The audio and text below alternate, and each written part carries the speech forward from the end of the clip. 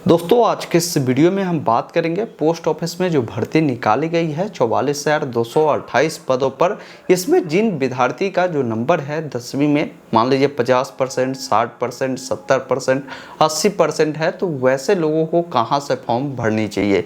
इसके अलावा मैं इसका कटअप के बारे में भी बात करूंगा कि कितना कटअप गया था पिछले साल, कितना कटअप इस बार जा सकता है और साथ में कितने % आपका नंबर है तो फॉर्म को भरना आपके लिए बेटर होगा। मैं उसके बारे में भी इस वीडियो में जानकारी दूंगा। वीडियो को आप अंत तक देखिए, पसंद आए तो इसे लाइक और शेयर जरूर कीजिएगा। ऐसे अपडेट के लिए चैनल को सब्सक्राइब कर लीजिए ताकि आगे भी इस प्रकार की अपडेट आपको मिल पाएगी। हमारे साथ व्हाट्सएप चैनल, टेलीग्राम से जरूर जुड़िए क्योंकि बहुत सारे अपडेट मैं वहाँ देने का काम करता हूँ। फिलहाल स्क्रीन पर चलता हूँ, पूरी जानकारी स्टेप बाय स्टेप समझाता हूँ। साथियों अभी आप देख पा रहे होंगे हम भारतीय डाक के ऑफिशियल वेबसाइट पर है। यहीं से आप सभी का जो ऑनलाइन आवेदन की प्रक्रिया है वो शुरू की गई है। कुछ चीज़ों को समझना पहले ज़रूरी है। अप्लाई करने से पहले आपको अप्लाई करनी चाहिए या नहीं करनी चाहिए, करनी चाहिए तो कहाँ से करनी चाहिए वो भी जान लीजिए। जैसे यहाँ पर आएंगे तो अलग अलग यहाँ पर स्टेट का नाम मिलता है। आप जिस भी स्टेट से आते हैं या जिस स्टेट के लिए अप्लाई करना चाहते हैं वहाँ की पूरी डिटेल देखना चाहते हैं तो सिंपली आप उस स्टेट के सामने क्लिक करेंगे। उस स्टेट के अंदर में जितने भी डिवीज़न हैं सबका नाम आपको देखने को मिलता है। आप जिस डिवीज़न से अप्लाई करना चाहते हैं उस डिवीज़न को आप यहां से चयन कर एक ऑप्शन मिलता है व्यू पोस्ट का, जिस पर आपको क्लिक करना है और देखना है कि वहां कितनी बहाली किस पोस्ट ऑफिस में रखी गई है। साथियों ग्रामीण डाक सेवक भर्ती का अगर आपने फॉर्म भरा होगा तो इसमें 3 अलग अलग पद है, जैसे बीपीएम का है, एबीपीएम का है और डाक सेवक का है। इन तीनों पद के लिए अगर आप बेस्ट बुक खोज रहे हैं तो आपके लिए चक्षु प्रकाशन लेकर आया है एक काफ़ी शानदार बुक, जिसमें डाक विभाग संबंधित जो भी ज्ञान होते हैं वो पूरे आपको मिल जाएंगे कि किस प्रकार इसमें जो है काम करना होता है। इसके अलावा हिंदी, अंकगणित, सामान्य जागरूकता, डाटा प्रविष्ट, कौशल प्रशिक्षण, ये सभी इसमें बताए गए हैं। इसके अलावा 2000 प्लस बहुविकल्पीय प्रश्न भी इसमें आपको दिए गए हैं जो कि काफ़ी बारीकी ढंगों से दिए गए हैं। ये बुक आपको ऑनलाइन ऑफलाइन दोनों माध्यम से मिल जाएगा। आप अपने नज़दीकी दुकान या ऑनलाइन डिस्क्रिप्शन बॉक्स में लिंक मिल जाएगा, उसके माध्यम से भी घर बैठे अनवा सकते हैं और अपनी तैयारी को बेहतर कर सकते हैं। साथ में किस पोस्ट ऑफिस में किस कैटेगरी के लिए बहाली है वो देखना है। जैसे मान लीजिए कोई कैंडिडेट है और चाहता है इस पोस्ट ऑफिस में वो अप्लाई करना, लेकिन वो आता है SC कैटेगरी से, तो आप यहाँ पर अगर इसका विकल्प भी देंगे तो कोई फ़ायदा नहीं है क्योंकि ये विकल्प सिर्फ ओबीसी वाले के लिए है। मतलब ओबीसी के लिए ये सीटें रिजर्व है। ये पहला चीज ध्यान रखना है कि जहां से भी आपको अप्लाई करना है वहां देखना है कि वो सीटें आपके लिए है या नहीं है। नहीं है तो आप उसके लिए अप्लाई नहीं करिए। जहां पर यूआर है, यूआर में अगर आप ओबीसी, SC, ST, EWS कोई भी कैटेगरी के कैंडिडेट आते हैं तो आप इस पर फाइट कर सकते हैं, आप अप्लाई कर सकते हैं। ये पहला चीज ध्यान रखिएगा। दूसरा चीज ध्यान ये रखिएगा कि आप जहाँ से भी अप्लाई करना चाहते हैं वहाँ का जो लोकल लैंग्वेज है, जो आपने 10वीं में पढ़ाई किया है, वो यहाँ पर होनी चाहिए। जैसे यहाँ पर हिंदी है तो ये क्लियर लिखा है कि language to be studies in class 10th। Class 10th में आपने हिंदी पढ़ा है तभी आप यहाँ से अप्लाई कर सकते हैं। इसी अनुसार मान लीजिए किसी को अन्य सर्कल से अप्लाई करना है तो यहाँ से मान लीजिए गुजरात को चुनता है। गुजरात को जब चुनेंगे तो यहाँ पर अलग अलग डिवीज़न मिलता है। आप डिवीज़न कोई भी एक चुनकर यहाँ से व्यू पोस्ट पर क्लिक करेंगे। अब जब क्लिक करेंगे तो यहाँ पर बोला गया गुजराती आपको आना चाहिए यहाँ से अप्लाई करने के लिए। यहाँ पर बहुत सारे कैंडिडेट अप्लाई कर देंगे। आने से मतलब नहीं है, आपने क्लास 10th में भी इससे पढ़ा होगा तभी आप इसके लिए अप्लाई कर सकते हैं। ये आप ध्यान रखिएगा। तो ये 2-3 पॉइंट था जो मैंने आपको बताया, इसको ध्यान रखना है। अब दूसरा चीज़ ये ध्यान रखना है कि कहाँ का कितना कटअप जाता है पहले समझ लीजिए। जैसे यहाँ पर बिहार हो गया, यूपी हो गया, झारखंड हो गया, जहाँ का लोकल लैंग्वेज हिंदी आप देखते हैं, जहाँ पर हिंदी आप लोकल लैंग्वेज वाला स्टेट देखते हैं वहाँ का कटअप भाई मेरे काफ़ी हाई जाता है।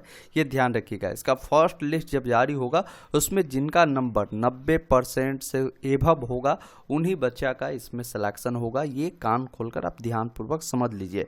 अब कहेंगे सर मेरा जो है 50%, 60% है तो हम क्या करें।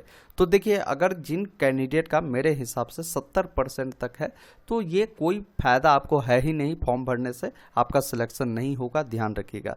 वही जिनका नंबर 70% से एभव है आप अपना पोस्ट ऑफिस का विकल्प आप दे सकते हैं। आपको सिलेक्शन की चांसेस हो सकती है, आपको सिलेक्शन हो सकती है।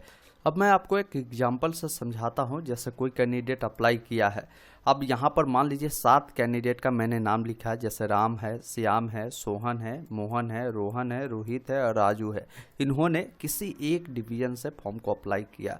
अब वहाँ पर हुआ ये कि वहाँ पर सीटों की संख्या मात्र जो है 5 सीटें हैं उसके कैटेगरी में, या उनके कैटेगरी और यूआर को मिलाकर मान लीजिए 5 सीटें हैं। तो किनका सिलेक्शन कैसे होता है समझ लीजिए। जैसे मान लीजिए राम ने अप्लाई किया, इनका नंबर जो है 10वीं में 70% है। श्याम ने अप्लाई किया, इनका 80% है। रोहन ने अप्लाई किया, सोहन ने अप्लाई किया, इनका 69% है। मोहन का 95% है, सोहन का 72% है, रोहित का 50% है और राजू का जो है 98% है। तो इसमें सबसे पहले देखा जाएगा कि सबसे अधिक नंबर किसका है। तो सबसे अधिक वाला नंबर कौन सा हो गया, ये राजू हो गया। तो इनका पहले सिलेक्शन इस लिस्ट में हो जाएगा जब लिस्ट जारी होगा। तो समझ गए। दूसरे नंबर पर किसका होगा, दूसरे नंबर पर जो मोहन है इनका हो जाएगा, क्योंकि इनका नंबर 95% है, ये ध्यान रखिएगा। तीसरे नंबर पर सिलेक्शन किसका होगा, तो तीसरे नंबर पर सिलेक्शन जो होगा ये श्याम का होगा, क्योंकि इनका भी नंबर जो है 80% है। चौथे नंबर पर किसका होगा, तो चौथे नंबर पर आप देखिए कि किसका नंबर अधिक है। जैसे यहाँ पर रोहन का 72% है, तो इनका सिलेक्शन हो जाएगा। इसके अलावा 5वें नंबर पर सिलेक्शन किसका होगा, तो 5वें नंबर पर राम का होगा, क्योंकि इसका 70% है, यहाँ पर ध्यान रखिएगा।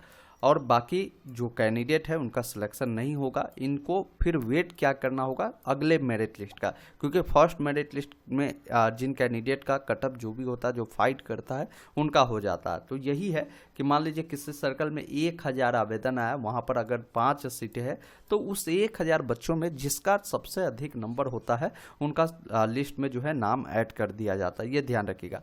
तो जो आवेदन होते हैं हर सर्कल में कम से कम जो है हजारों कैंडिडेट आवेदन करते ही हैं, जिनका नंबर 90+ होते हैं, वैसे बच्चे सब अप्लाई करते हैं। तो फर्स्ट लिस्ट में भूल ही जाइएगा कि 90 से नीचे वाला का सिलेक्शन होता है। उसके बाद सेकंड जब आता है तो उसमें 80-85 वालों का भी सिलेक्शन होता है। फिर फोर्थ आता है, उसमें 80-82 वालों का होता है। फिर फिफ्थ आता है, उसमें भी 80 तक का ही हम देखते हैं। फिर फिफ्थ सिक्स्थ आता है। तो अंत में जाते जाते वही समझिए कि 75% से एभव वाले जितने भी कैंडिडेट है उनका सिलेक्शन होने की चांस बन जाती है, लेकिन उससे नीचे वाले का सिलेक्शन की जो चांसेस है वो नहीं बन पाती है। जो जहाँ का लोकल लैंग्वेज हिंदी है, क्योंकि वो यहाँ पर बहुत कैंडिडेट अप्लाई करता है। वही गुजरात के लिए कोई अप्लाई करता है तो गुजरात में क्या होता है कि वहाँ बहुत कम कैंडिडेट अप्लाई करते हैं, गुजराती बहुत कम जानते हैं, तो वहाँ का कटअप जो है शुरुआत में ही कम रहता है, 90, 85, 80 इस प्रकार भी जिनका नंबर होता है उनका सिलेक्शन होता है। लास्ट में जाते जाते 60, 65, 70% वालों का भी सिलेक्शन कई बार हो जाता है। आप कटअप भी देख सकते हैं कि पिछले साल कहाँ का क्या कटअप गया है, मैं उससे आपको चेक करना बताता हूँ। इसे चेक करने के लिए मैंने डायरेक्ट डिस्क्रिप्शन बॉक्स में लिंक दे दिया है। यहाँ पर आप कटअप वाले वेबसाइट पर आकर नीचे जब स्क्रॉल करेंगे तो आपको यहाँ पर लिंक मिल जाएगा प्रीवियस ईयर्स कटअप का, जिस पर क्लिक कर यहाँ से हर स्टेट का कटअप आप देख सकते हैं कि किसका क्या गया है। जैसे बिहार का देखना है, दिल्ली का देखना है, गुजरात का देखना है, तो आप डायरेक्ट इस पर क्लिक करेंगे तो आपके सामने जो है कटअप खुलेगा। जैसे मैंने आपको बताया कि गुजरात का शुरुआत का जो कटअप है वो कम भी जाता है। जैसे देखिए 88% वालों का हुआ है, जो एसटी वाले हैं देख पाएंगे। किसी किसी का 95, 93, 92 ऐसे भी है। बाकी फीमेल का 84% पर भी सिलेक्शन हुआ है, 83% पर भी देख पाएंगे सिलेक्शन हुआ है। तो ऐसा क्यों होता है, क्योंकि वहाँ कम कैंडिडेट, ज़्यादा नंबर वाले जो कैंडिडेट अप्लाई नहीं करता है, तो जिनका नंबर कम भी होता है तो उनका सिलेक्शन होता है। ये फर्स्ट लिस्ट का ये हाल है। सेकंड लिस्ट आएगा तो और भी कम, जिनका 70, 72, 75 होगा उन लोगों का भी सिलेक्शन होगा। तो बशर्ते यही है कि वहाँ का लोकल लैंग्वेज जानते हैं और 10वीं में आपने पढ़ा है तो यहाँ से अप्लाई कर पाएंगे, ये ध्यान रखिएगा। बाकी जिनका 50-60 है उनको यहाँ पर हमारे विचार से जो है कहीं भी आपको जो है सिलेक्शन नहीं हो पाएगा, क्योंकि सीटें जो आप देखते हैं 44,228 है, तो बहुत कैंडिडेट लाखों में यहाँ पर आवेदन आते हैं, ये भी ध्यान रखिएगा। तो मेरे हिसाब से जिनका 60% से नीचे है आप अप्लाई मत कीजिए, उससे ऊपर है तो आप अप्लाई कर सकते हैं, ये आपकी मर्जी है। लेकिन सिलेक्शन 80%, 82%, 85%, 90% ऐसे कैंडिडेट को होने की जो चांसेस है वो होती है लास्ट में जाकर भी, क्योंकि कई सारे लिस्ट इसमें जारी किए जाते हैं। आप आकर एक बार देख लीजिए कि कहाँ का क्या कटअप जाता है। ये गुजरात का मैंने दिखाया, वही मान लीजिए किसी को बिहार का देखना है तो बिहार पर जब क्लिक करेंगे तो देखिए 100, 99, 199, मतलब 80 वाला तो इसमें है ही नहीं। आप देखिएंगे नीचे दिव्यांग तक का भी देखेंगे तो नहीं है, क्योंकि सारा कटअप 99.2, 99, 98, 97 इस प्रकार कटअप जाता है। अब इसमें क्या है कि कई बार कैंडिडेट बगलिंग भी करते हैं। बगलिंग का मतलब क्या है कि बहुत सारे कैंडिडेट का नंबर होता है 75% ही, लेकिन जब ऑनलाइन अप्लाई करते हैं वो 99% पूरा देते हैं। हर सब्जेक्ट में 100 में 99 डाल दिए कि मेरा इतना नंबर है। तो ये बच्चे क्या करते हैं, यहाँ पर मेरिट में तो आ जाते हैं, लेकिन इनका जो डॉक्यूमेंट वेरिफिकेशन होता है उसमें ये छट जाते हैं। तो वैसे स्थिति में फिर सेकेंड लिस्ट जब आती है तो फिर इसका कटअप जो है कम चला जाता है, ये ध्यान रखिएगा। तो ये भी है कि बहुत सारे बच्चे गलत तरीके से अप्लाई करते हैं नंबर बढ़ाकर, तो आपका चांस बढ़ सकता है ऐसे बच्चे अगर नहीं होते हैं तो। बाकी मैंने आपको बता ही दिया कि कितने नंबर वालों को अप्लाई करना चाहिए। आप एक बार देख लीजिए कटअप वहाँ का क्या जा रहा है, आपकी इच्छा है तो आप अप्लाई जरूर कीजिए। मैंने इसके ऊपर ऑलरेडी वीडियो बनाया है जिसमें खास रूप से आप पोस्ट प्रेफरेंस को अच्छे से डालिएगा। इसके ऊपर वीडियो बनाया है, आप यूट्यूब पे लिखेंगे पोस्ट ऑफिस पोस्ट प्रेफरेंस कैसे भरे, ये वीडियो मिलेगा जिसमें हमने पूरी जानकारी बताया है। आशा और उम्मीद करता हूँ आपने पूरी जानकारी समझा होगा। तो इस वीडियो को लाइक और शेयर जरूर कीजिएगा। वीडियो देखने के लिए बहुत बहुत धन्यवाद। जय हिंद।